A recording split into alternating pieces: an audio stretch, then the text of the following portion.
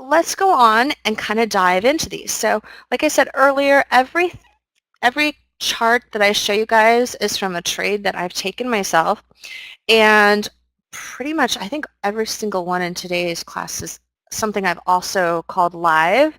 So I like to use things where, people always say, hey, it's always easy to find something in hindsight, right? You've probably seen a number of presentations where people have just pulled up information and said, here, look, this is how it worked. But when it was actually unfolding, they weren't doing it. So I want to use examples that you guys are totally backed up with actually happening at the same time that I called it. And I'm going to, for that end, I'm going to use a couple of trades from today's market as well. So we are looking at a trade from the NQ. This is a couple of months back.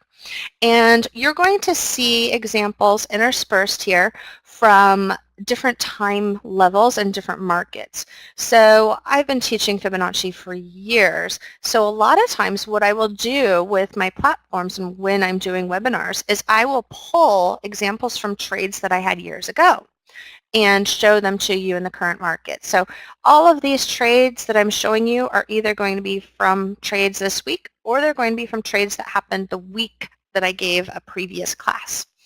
So here I gave a class on the NQ looking at the Fibonacci tools, and we are looking at using first the Fibonacci Retracement tool.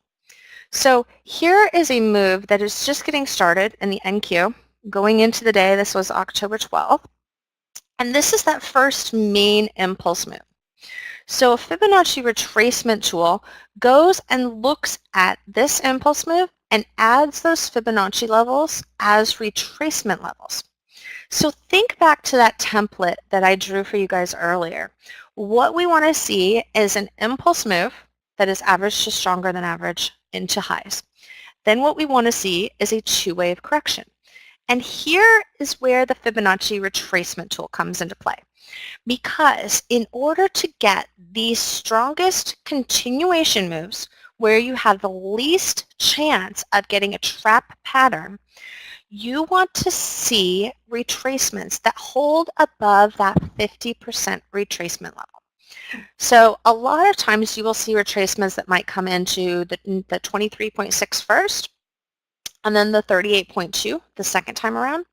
These are kind of my favorite when that happens because then you're more likely to have that really strong break coming out of it.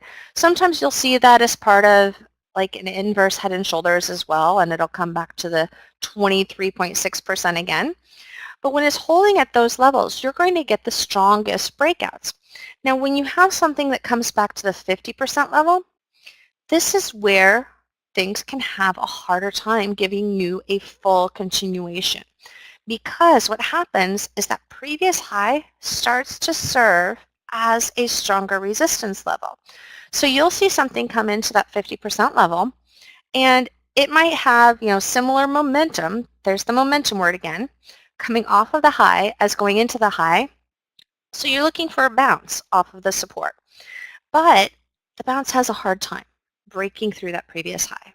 And it does this because it's pulled back that 50% level.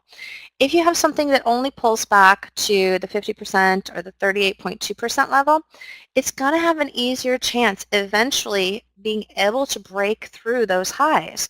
So here's where the two-wave correction comes into play. For an initial wave of correction, you're going to find some trades that will just keep going right away. And then you're going to find other trades that want to go into that secondary correction.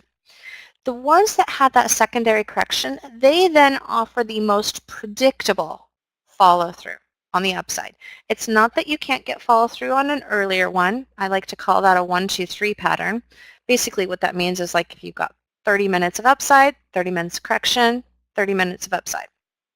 But the two-wave correction is just going to be more predictable.